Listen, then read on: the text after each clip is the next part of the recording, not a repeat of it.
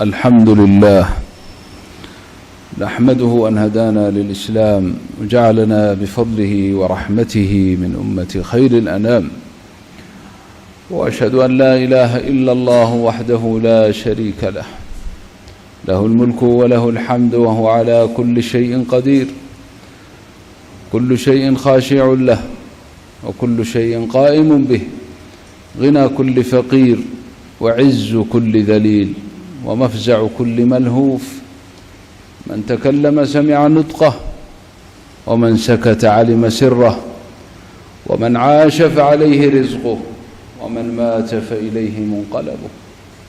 سبحانه لم يخلق الخلق لوحشه ولا استعملهم لمنفعه، ولا يضره من عصاه ولا ينفعه من أطاعه.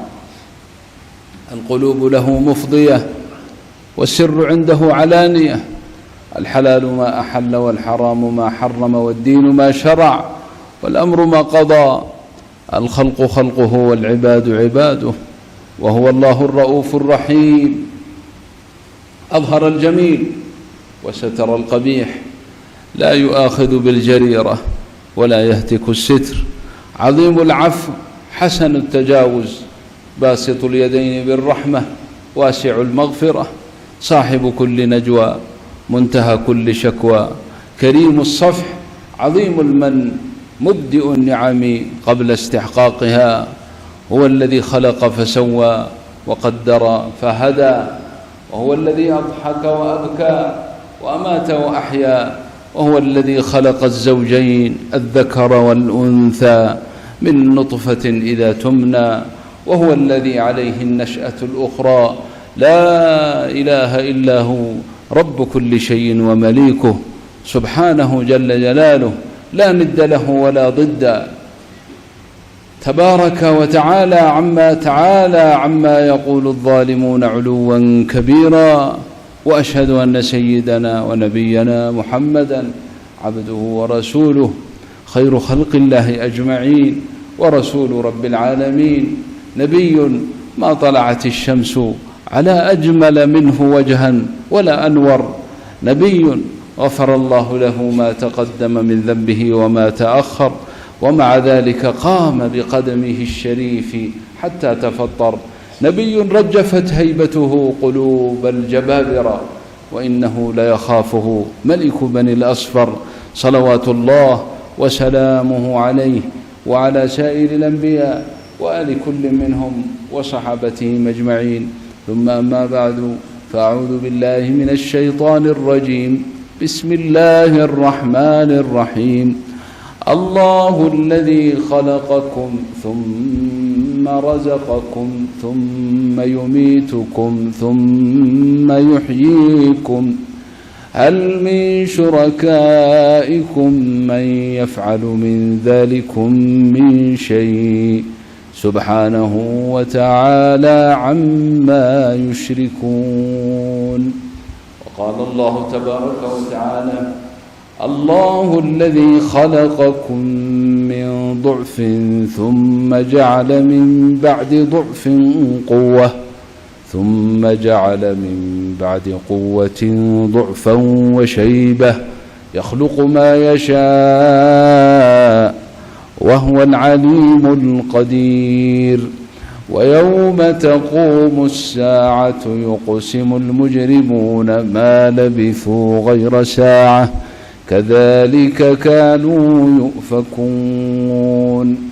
وقال ربنا جل جلاله عم نواله ولا إله غيره: الله الذي جعل لكم الليل لتسكنوا فيه والنهار مبصرا، إن الله لذو فضل على الناس ولكن أكثر الناس لا يشكرون.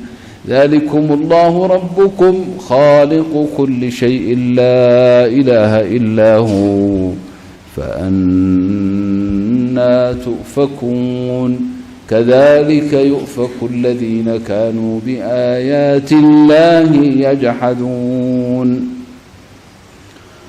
الله الذي جعل لكم الأرض قرارا والسماء بناء وصوركم فأحسن صوركم ورزقكم من الطيبات ذلكم الله ربكم فتبارك الله رب العالمين هو الحي لا إله إلا هو فادعوه مخلصين له الدين الحمد لله رب العالمين. وقال نبينا عليه الصلاة وأزكى السلام: ثلاث من كن فيه وجد بهن حلاوة الإيمان: أن يكون الله ورسوله أحب إليه مما سواهما، وأن يحب المرء لا يحبه إلا لله، وأن يكره أن يعود في الكفر بعد أن أنقذه الله كما يكره أن يقذف في النار. أيها الإخوة الكرام، أولا وقبل كل شيء أوصيكم ونفسي بتقوى الله وطاعته. واعلموا رحمكم الله أن حقيقة عبودية العبد لربه جل جلاله لا تتم حتى يتذكر في نفسه المبدأ والمنتهى. كيف كانت بدايتك وإلى أي شيء تنتهي نهايتك؟ أما الحالة الوسطية التي يعيشها الإنسان أعيشها أنا المتكلم أمامكم، وتعيشها أنت أيها السامع والناظر لي. هذه الحالة الوسطية تنسيك ما قبل وما بعد. حالتك هذه التي أنت عليها الآن أنستك بدايتك، ضعفك، مسكنتك، فقرك إلى ربك ومولاك حين لم تكن شيئا مذكورا، حين توجهت إليك رحمة ربك ومشيئته أن توجد في هذا العالم، وأن تصطفى من بين كثيرين من الخلائق، أن تكون بشرا سويا. فسبحان من خلق من الماء بشرا فجعله نسبا وصهرا وكان ربك قديرا. أيها السامع لكلامي الجالس في هذا المكان، مر بي وبك فترة من الزمن ما كنا شيئا ولا كنا نذكر أصلا، ثم كنا يوما من الأيام نطفة من ماء مهين، علقة دما متجمدا عالقا في جدار رحم أمك. نعم، مهما يكن أمرك الآن، ومهما اعتلت رتبتك، ومهما توصلت إلى منصب، ومهما جمعت من مال، ومهما كان لك من جاه وسلطان، فقد كنت علقة يوما من الأيام، مجهولا متعلقا في غياهب ظلمات رحم أمك. الناس يذهبون ويأتون وما أنت إلا علقة. فمن الذي حفظك؟ من الذي رعاك؟ من الذي حولك من تلك العلقة إلى المضغة، ومن المضغة إلى عظامك، وكسى العظام لحما، وكسى اللحم جلدا، وشق سمعك وبصرك، ووهب لك الحياة وأنت هناك، والحي يحتاج إلى طعام فما وكلك إلى الآخرين، بل ربط بين سرتك وأمعاء أمك. قوتك يأتيك من عند الله عز وجل، أمك تأكل ما تشاء، ثم يحول منه قسم لك بعد معالجته وطبخه وتكوينه لقوت يليق بك، فظللت فترة من الزمن هذا قوتك.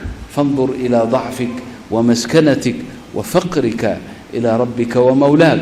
يسر لك السبيل بعد أن تمت مدتك في بطن أمك، وسهل لك الطريق، فخرجت من بطن أمك إلى هذا العالم الفسيح، أضعف ما تكون من خلق الله، ولولا لطف ربك وإحسانه لما كان السبيل ميسرا. ولذلك تحبب إليك مولاك وربك جل جلاله حين قال: قتل الإنسان ما أكفره من أي شيء خلقه من نطفة خلقه فقدره ثم السبيل يسره ثم أماته فأقبره ثم إذا شاء أنشره. ألا تروا أن الله خاطبك بمبدئك ومنتهك؟ نعم، نطفة ثم السبيل يسر لك فخرجت من بطن أمك. ولا تنسى أنك حين خرجت من بطن أمك كنت أضعف ما تكون من خلق الله. الشاة عند ولادتها أقدر منك على حياتها، فخرجت من بطن أمك لا أسنان لك تأكل به طعام الكبار كاللحم والرز والخبز والطماطم والخيار، فعلم الله ضعفك فأخرج لك من ثدي أمك لبنا من صنعه وحده لا شريك له.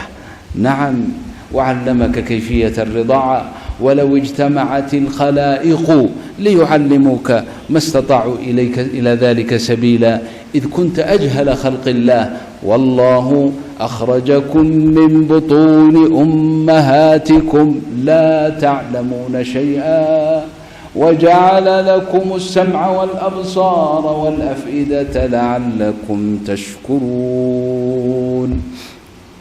لا تعلمون شيئا البتة، واستعملت النكرة ها هنا لتعم جميع جنس المعلومات. والعجيب أن كاف الخطاب شمل الكل، حتى المنزل عليه كتاب رب العالمين رسول رب العالمين صلوات الله وسلامه عليه، الذي هو أعقل الناس وأفهم الناس وأعلم الناس. كاف الخطاب شامل له. والله أخرجكم من بطون أمهاتكم لا تعلمون شيئا وجعل لكم السمع والأبصار والأفئدة لعلكم تشكرون. فهل أنت شاكر لربك؟ نعم نعم أيها الإنسان، لن يكتمل إيمانك، لن تذوق حلاوة الإيمان حتى تحب ربك أكثر من أي شيء. وكيف لا تحب ربك الذي رباك من الصغر، كساك من العري، أطعمك من الجوع، عافاك من المرض. كم من مرض اعتراك وأنت جنين في بطن أمك، ولولا لطف الله لمت فيه.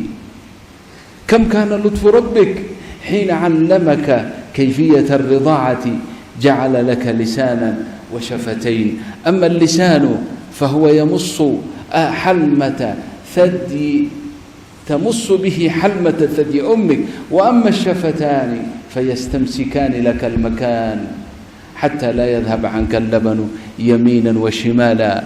ولولا جعل الله هذا لما تمكن. ولذلك نسيت فذكرني ربك وربك ألم نجعل له عينين ولسانا وشفتين وهديناه النجدين. وجاء في بعض تفاسير أهل العلم منسوبا إلى سيدنا ابن عباس رضي الله عنهما النجدين أي الثديين هو الذي هداك وليس غيره سبحانه جل جلاله. فانظر إلى ضعفك، زحفت بصدرك، حبوت بأربع، قمت فوقعت، مشيت فعثرت. لا يغرنك قوتك، لا تعجبن بحالك، لا تنظرن إلى مالك، لا تنظر إلى أمرك الآن وأنت رجل كبير، ولربما كان لك أهل وأولاد تأمر وتنهى وتفعل وتقطع وتفعل وتفعل.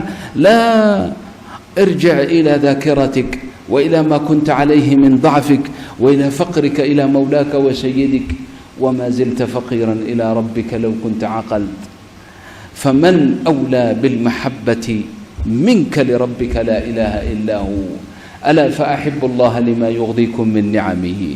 ومن العجيب أنه توكل وتكفل برزقك ولم يوكلك إلى أحد أبدا. نعم، رزقك وأنت جنين في بطن أمك، ورزقك حين خرجت من بطن أمك. أهل البيت في يومهم لم يصنعوا لك طعاما يصلح لك فأعطاك طعاما، ألا وهو هذا اللبن، هو غذاؤك وهو شرابك وهو دواؤك. رباك رب العالمين حتى إذا كبرت واستغنيت عن لبن أمك أنبت لك الأسنان. نعم، تلك هي الربوبية، يعطيك بربوبيته حاجتك في وقتها. لو أنه أعطاك الأسنان أول ما ولدت لكان ضررا لأمك ولما استنفعت بها شيئا، فأجلها إلى وقت حاجتك واستغنائك من لبن أمك. فجاءت الأسنان، منها الثنايا لقطع ما تشتهي، ومنها الأنياب لكسر ما تريد، ومنها الأضراس لمضغ الطعام. ثم من الذي أعطاك الطعام؟ الله وليس غيره. حبة من رز أو من حنطة أو من شعير لو اجتمعت لها الأمم المتحدة مع الأمم المختلفة ليصنعوه والله لا يمكنهم. ذاك خطاب ربنا إلينا جل جلاله: أمن خلق السماوات والأرض وأنزل لكم من السماء ماء فأنبتنا به حدائق ذات بهجة ما كان لكم أن تنبتوا شجرها آإله مع الله بل هم قوم يعدلون. ما كان لكم أن تنبتوا شجرها فضلا عن ثمرها. تحدي من رب العالمين إلى يوم الدين، مهما وصلتم ومهما صنعتم ومهما تفننتم ووصلتم من التكنولوجيا والتقدم، ورقة واحدة من شجرة لا يمكنكم صناعتها فضلا عن ثمرها. فالذي أطعمك هو الله، الذي جعل رزقك طيبا هو الله. وكم من آية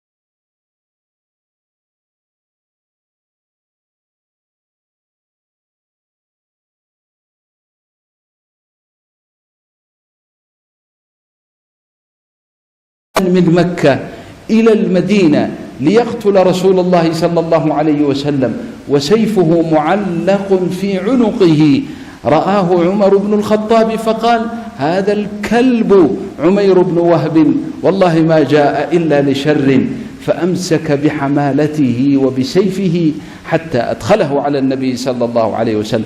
وكان ما كان من القصة أن النبي صلى الله عليه وسلم كشف له الغيب الذي أوحى الله إليه وأنه قصد لقتله. أسلم عمير بن وهب في وقته. المقصود من هذا الكلام، قال سيدنا عمر رضي الله عنه فيما بعد: لخنزير أحب إلي من عمير بن وهب حين دخل المسجد في أوله، وهو الآن أحب إلي من بعض بني، أي من بعض أولادي. نعم، إنها الأخوة في الله، إنها المحبة في الله. أسأل الله أن يوفقني وإياكم لحب الله وحب رسوله وحب المؤمنين وكره الكفر والكافرين، إنه ولي ذلك والقادر عليه. أقول قولي هذا وأستغفر الله لي ولكم فاستغفروه.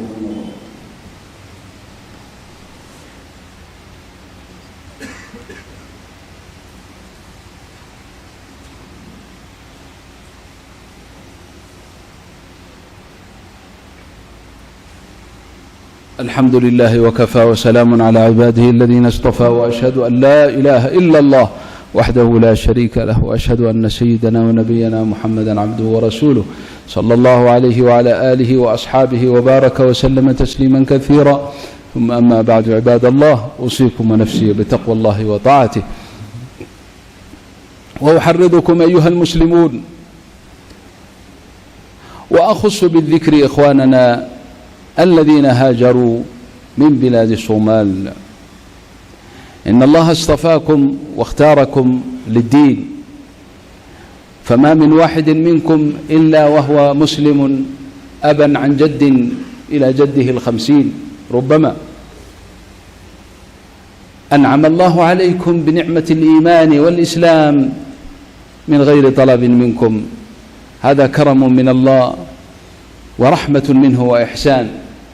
حاول الاستعمار حين استعمر بلاد المسلمين ومنها بلاد الصومال، حاول أن ينشئ فيها، ولا شك حاول أن ينشئ فيها أجيالا يتدين بغير دين الإسلام، فأخسأهم الله وأخزاهم وما نجحوا. والحمد لله أولا، والشكر يرجع أيضا لعلمائنا وللأئمة في ذلك الزمان الذين قاموا بمناهضة والدفاع عن الإسلام والمسلمين. إنكم الآن انتشرتم في مشارق الأرض ومغاربها، والله تعالى فرقكم، ولربما ما من واحد منا إلا وأسرته في أقطار العالم كله. هذه حكمة من الله، وخصوصا أنتم في هذه البلاد تعيشون بين ظهراني أقوام لا يؤمنون بربهم. مسؤولية الدعوة إلى الله عليك أيها المسلم. اختارك الله واصطفاك، أتى بك إلى هذه البلاد، أقل ما في الأمر أن تحمل هذا الهم. لا ترى غير المسلم يمشي وأنت تعلم أن مصيره إلى النار وتكون مطمئن البال. أقل ما في الأمر دعاؤك، بكاؤك، تضرعك لمولاك وسيدك أن يسهل لك طريقا تكون به سببا لهداية هؤلاء ودعوتهم إلى دين الله عز وجل. والله الناس في مشارق الأرض ومغاربها أحوج إلى دين الله الحق من حاجتهم للماء وللهواء، ولكن لا يعلمون، فجعلك أنت عالما. نعم، أنت تعلم لا إله إلا الله، ما من مسلم إلا وهو يقول لا إله إلا الله، فاعلم أنه لا إله إلا الله. تحملت هذه الكلمة فبلغها للآخرين، لا إله إلا الله محمد رسول الله إلى مشارق الأرض ومغاربها. واعلموا أنه لا يوجد عمل أحب إلى الله من الدعوة إليه، ولو كان ثم عمل أحب إلى الله من الدعوة لأشغل به أنبياءه ومن اصطفاه من خلقه. فشغل الأنبياء كان الدعوة إلى الله عز وجل. وقد قال الله في كتابه كلمة جامعة شملت كل شيء، نعم، وفضل بها الداعي عن كل عمل، إذ قال جل جلاله: ومن أحسن قولا ممن دعا إلى الله وعمل صالحا وقال إنني من المسلمين. فكن داعي إلى الله بجميع أنواع الدعوة إلى الله. ما بينك وبين إخوتك في الإسلام دعوة، تدعوهم إلى العبادة وإلى الصلاة وإلى التوبة، خاصة الإخوة المقصرين في المعاصي والذنوب. لا ينفردن أهل المساجد بمسجدهم، فليزوروا غيرهم ممن لا يأتي إلى المسجد وليدعوهم إلى المساجد. وعليك أيضا دعوة غير المسلمين باللين والحكمة وبالخلق الطيبة، خلق النبي صلى الله عليه وسلم وأصحابه، التي لا جرم أنها تفضي إلى هداية الناس وإلى دخولهم في دين الله. أسأل الله أن يوفقني وإياكم لما يحبه ويرضى. صلوا وسلموا على الرسول الكريم. إن الله وملائكته يصلون على النبي يا أيها الذين آمنوا صلوا عليه وسلموا تسليما. اللهم صل وسلم وبارك على عبدك ورسولك محمد وعلى آله وأصحابه.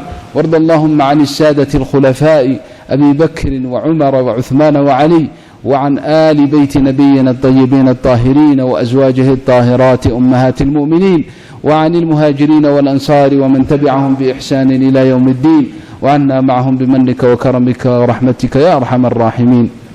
اللهم اغفر لنا ولوالدينا وللمسلمين. اللهم اغفر للمسلمين والمسلمات والمؤمنين والمؤمنات الأحياء منهم والأموات. اللهم اشف كل مريض منا ومريضة، اشف مرضى المسلمين، عاف المبتلين، اكشف الضر عن المكروبين، ارحم أموات المسلمين. اللهم ارحم أهل القبور من إخواننا المسلمين ولا تفتنا بعدهم يا رب العالمين. ربنا ظلمنا أنفسنا وإن لم تغفر لنا وترحمنا لنكونن من الخاسرين. اللهم أصلح العباد والبلاد يا رب العالمين.